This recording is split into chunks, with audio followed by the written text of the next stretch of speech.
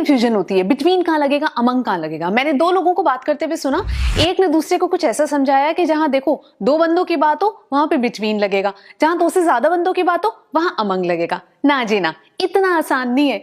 ये जो क्लैरिटी है ना, ये मैं आपको एपिसोड के एंड में बताऊंगी। लेकिन शुरू करें कुछ ऐसे वर्ड्स के साथ जो हम हर दिन इस्तेमाल करते हैं, लेकिन क्या हम उन्हें सही प्रोनाउंस करते हैं? P for pronunciation. With Saima.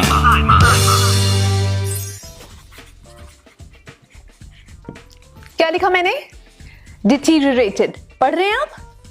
कैसे पढ़ेंगे जब मैंने लिखा लेकिन वो छपा नहीं। Okay, so this word is a word which is a very powerful word, लेकिन ये इतना मुश्किल है बोलने में कि ज्यादातर लोग उसे अवॉइड करते हैं। जो चीज बैड से वर्स हो जाती है ना, जो चीज खराब ही होती चली जाती है, उसको हम कहते हैं डिटीरियरेट होना। अब देखो इसकी जो स्पेलिंग है ना, हम बिल्कुल वही साउंड फॉलो करेंगे। DETERIORATE,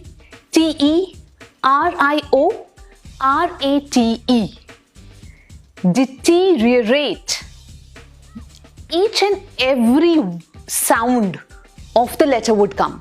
Deteriorate या फिर deterioration। दोबारा लिखो, आप देख लोगे ना। बातचीत को क्या कहते हैं? बातचीत CONVERSATION। इतनी अच्छी इंग्लिश लोग बोलते हैं, लेकिन फिर इसको कन्वर्सेशन बोलते हैं। कन्वर्सेशन नहीं होता है, कन्वर्स करना होता है, बट कॉन्वर्सेशन। कॉन्वर्जेशन भी नहीं है, कॉन्वर्सेशन। कॉन्वर्सेशन ये वर्ड हमारे स्कूल टीचर्स ने बहुत इस्तेमाल करने की कोशिश की, मगर जब वो इसे बोलते थे ऐसा लगता था थ्रू बोल रहे हैं, लेकिन थ्रू नहीं बोल रहे होते थे।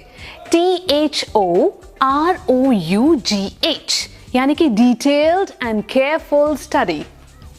Examine this report thoroughly। Now THOROUGH को थरो भी बोल सकते हैं और थरो भी बोल सकते हैं, दोनों प्रोनाउंसिएशन ठीक है। Thorough, thorough. इस वर्ड को बहुत सारे लोग बोलते हैं स्ट्रेंथन, किसी चीज को बहुत स्ट्रांग बनाना या फिर इफेक्टिव बनाना। तो अगर STRENGTH स्ट्रेंथ होता है तो वो होता है स्ट्रेंथन। दिन नहीं, दो वाला दो नहीं है वहां पे, strengthen। So, you know, we have to ensure that the relationship is strengthened, not strengthened। Strength, strengthen। निन्ना सा वर्ड है और हम इतनी गलती कर देते हैं।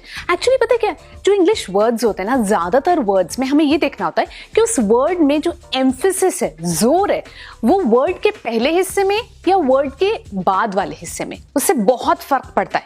तो जैसे कोई बहुत इंपॉर्टेंट इवेंट होता है, दैट्स द वर्ड EVENT।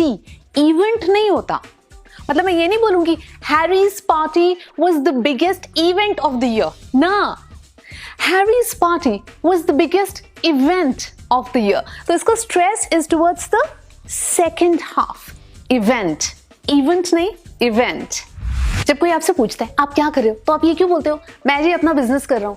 इसलिए बोलते हो आप ऐसे क्योंकि आप एंटरप्रेन्योर नहीं बोलना चाहते कि आप एंटरप्रेन्योर हो। यार आई नो ये वर्ड बहुत ही मुश्किल है और इसकी स्पेलिंग में तो मतलब ऐसा होता है कि इंसान सोते से डर के जाग जाए, है ना, क्योंकि ये हम ना इधर उधर की भाषाओं से भी भाषा में जोड़ते हैं। सो लैटिन वर्ड है, इंग्लिश में अडॉप्ट किया गया।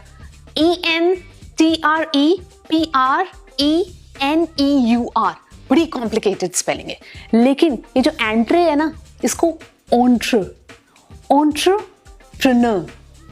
बस उसके बाद बिल्कुल साफ है। एंटरप्रेन्योर या फिर एंटरप्रेन्योरशिप, दैट्स इट। मैं बता रही हूँ 10 बार, सिर्फ 10 बार आपने बोलना है, आपको याद हो जाना है। फिर अगली बार कोई पूछेगा तो बोलना आई एम एन एंटरप्रेन्योर। यार मैं बताऊं, एक सूप जो हर सीजन में मुझे अच्छा लगता है और उसमें जितनी मिर्च होती है ना उतना अच्छा लगता है, वो है हॉट एंड, अब कुछ लोग बोलते हैं सावर, कुछ लोग बोलते हैं सा। कौन सा सही होता है? और अगर मैं बोलूं कि दोनों सही होता है तो बोलोगे हॉट एंड सावर या फिर हॉट एंड सा, SOUR सा, या फिर सावर, दोनों ठीक है। वो वर्ड होता है ना जिसका मतलब होता है वो इंसान जो हमें ग्रूम करता है, जिससे हम बहुत कुछ सीखते हैं, जो हमें एक लाइन के लिए ट्रेन करता है, एडवाइस देता है। हम जब उसको ये कहते हैं तो मतलब उसके कॉलर्स अप हो जाते हैं। वो होता है MENTOR, mentor. That's how you say. He's my mentor. She's my mentor. Mentor. र बोलने का दिल करेगा तो अपने आप को थोड़ा सा रोक लेना। ठो, ठ। ये मैं सिर्फ आपको इसलिए बता रही हूँ कि आपने किसी से लड़ना नहीं है। TOUR। टूर भी होता है और टूर भी होता है, दोनों सही है, ठीक है। आप टूर पे जा रहे हो तो भी आप सही जा रहे हो, आप टूर पे जा रहे हो तो भी आप सही जा रहे हो। अब कंफ्यूजन का सोल्यूशन बिटवीन का इस्तेमाल करना है और अमंग का इस्तेमाल करना है। बिटवीन हम 1-to-1 रिलेशनशिप वाले सेंटेंस में करेंगे, लेकिन ऐसी कोई शर्त नहीं है कि वहां पे सिर्फ 2 लोग या 2 एलिमेंट्स होने चाहिए। बस बेसिकली बात यह है कि जितने भी एलिमेंट्स हैं, जितने भी लोग हैं, वो आपस से कनेक्टेड नहीं होने चाहिए, आपस में रिलेटेड नहीं होने चाहिए। उनका रिलेशनशिप सेंटेंस से तो है लेकिन वो आपस में रिलेटेड नहीं है। तो जहां हम ये कह सकते हैं कि there was a fight between Rohan and Shyam, या तो 2 ही लोगों की बात है, वहां ये कहना भी सही है that Rohan had to choose between a tennis racket, a guitar, a bundle of books and a car for his birthday gift. 4 चीजों की बात की है, हम 8 की भी कर सकते हैं, वो सब अलग अलग होनी चाहिए। और अमंग कहाँ इस्तेमाल करेंगे? अमंग हम वहां इस्तेमाल करेंगे जहां पे हम जितने भी एलिमेंट्स की बात कर रहे हैं उनको एज अ ग्रुप देखा जाए, एज एन एंटिटी देखा जाए।